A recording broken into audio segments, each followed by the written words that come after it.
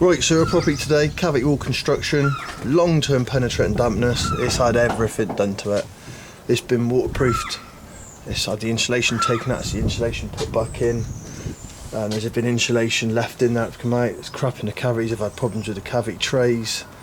It's just a ridiculous amount of problems. But what we're doing here is just going to show you some like basic observations that we've actually picked up on the survey. But it seems a lot of people always are just looking to quote for some sort of work they do rather than actually doing a proper investigation of what's going on and trying to fix the issue. But if you can see here, I'm just going to show you on here. So this is where they inject the cavity wall insulation. Let's see if you can zoom in and see the bead. So you've got a bonded bead in there, and obviously there's this myth that basically once that's involved and installed, there's no moisture penetration, which isn't true. But one of the problems with these, you'll see we've opened up all these little holes where they've been injecting all the holes around, because what you'll normally find is with these they don't actually backfill them. So they normally go in, say roughly about sort of like 10-20 mil. The mix is never mixed properly because it's normally mixed in a bucket because it's such a small volume. They're not mixing it in a mixer or like a paddle mixer. It always seems they're just mixing it in a little bucket. And what happens is then, is something we'll explain in a second, because I'm just going to show you this.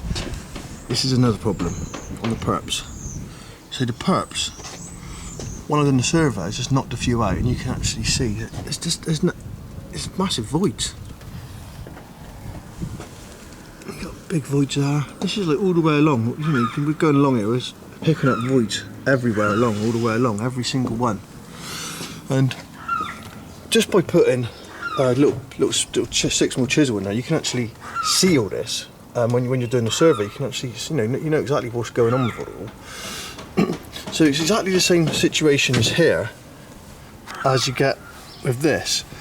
If you've got about 10 or 20 mils of like a finished surface there, as soon as you've got long driving rain for a long period of time, what's happened is it gets past the first 10 or 20 mil and it just runs. The water's just running into the cavity. Now, if you haven't got any insulation in there, perhaps that's okay, because it's basically not going to go into the inner skin, subject to the wall ties being in the right angle and what have you. But even if you've got bonded bead and you've got like a butterfly tie with a drip in the middle, what you can still find is it still runs through the bonded bead, and when it hits the drip, it's got a 50-50 chance whether it's going to the inner skin or the outer skin. Like, some people might want to take that risk, some people might not want to, but obviously in this place, they spent a considerable amount of money having all the work done. It's all been done, it's just all been done poorly. It's missing insulation on the re-injection a lot. But they've also put a waterproof on without cleaning down the building. And you can just see here, you can see the difference in the colour there where we've cleaned part of the building down with the Thermotech.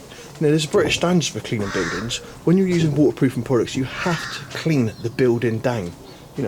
You can clearly see down that left hand side there where it's been cleaned down. We just had a bit of scuff put up, so we haven't gone up any further yet. Unless you're doing things properly, you're going to have issues, especially where there is, wind driven rain for a long period of time like there is in this building. It's very open. So you could say perhaps it shouldn't be installed, but if it is installed, if everything is done properly and you've got a product on there like Storm Dry, then you're going to get the full benefits of it, and you're not going to have an issue. But like when you've got problems like this as well, another thing they're not doing, they're not checking the wall ties. So when you've got a property like this with an undulating man-made stone, it's difficult to grind everything out of the wall ties, and the bed joints aren't massive. So you can have a little bit of damage to the insulation and everything, but all of this stuff needs to be thought about beforehand. So if you go and get someone who just does insulation, they're just going to take the insulation out and put some insulation in. They're not going to check all the mortar, they're not going to repoint it properly, they're not going to do the waterproofing properly, they're not going to do the wall ties.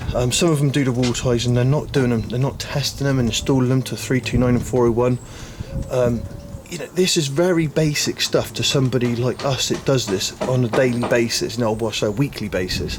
But unless you're paying proper money, you can have constant failure, and this is what's happened here. It's just all the time you see this problem. But you're looking there, they're just voids everywhere.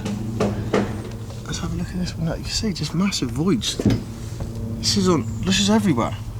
And this is what we come across. But nobody's checked for this before. They don't bother because there's no money in it. They're looking for the install, just take the insulation out and then reinstall, rather than all the, you know, the whole job. But, you know, thanks for watching anyway.